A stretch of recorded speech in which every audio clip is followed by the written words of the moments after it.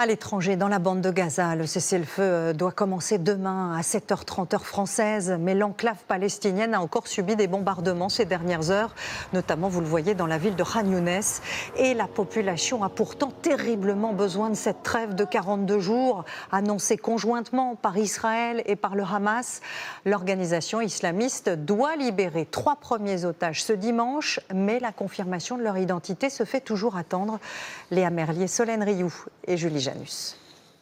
Sous ce hangar, quelques caravanes préparées pour accueillir les otages libérés. À l'intérieur, de quoi manger ou se laver. À l'abri des regards, c'est ici qu'ils pourront retrouver leur famille.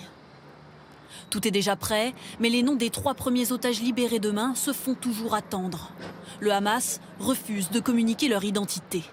Sans cette liste, Benyamin Netanyahou menace de poursuivre les bombardements. Même le président Trump et le président Biden nous ont donné un accord total pour qu'Israël puisse retourner à la guerre, revenir à la guerre, si cet accord n'aboutit pas.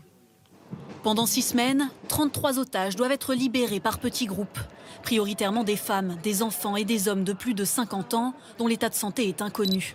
Pour la famille du Français Ouadia Alomi, l'espoir laisse place à l'inquiétude. On ne peut pas se préparer ni à la joie ni à la peine, ni au désespoir, ni à quoi que ce soit.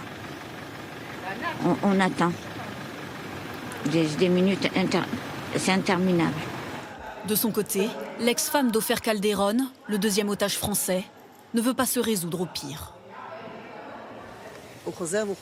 S'il revient, il revient vivant. Je veux un père pour mes enfants. Sinon, ils ne pourront jamais reprendre une vie normale si leur père ne revient pas. Ils ont besoin de leur père. Je n'en peux plus, désolée, je n'en peux plus.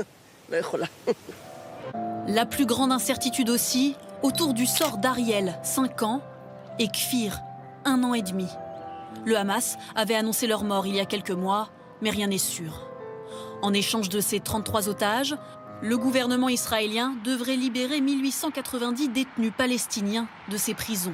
Parmi eux, des femmes, des jeunes, mais aussi d'anciens commandants militaires comme Zakaria Zubeidi, responsable de plusieurs attentats contre des civils israéliens au début des années 2000. À l'issue de cette première phase d'échange de 6 semaines, 2 autres suivront, mais l'accord va-t-il tenir jusque-là?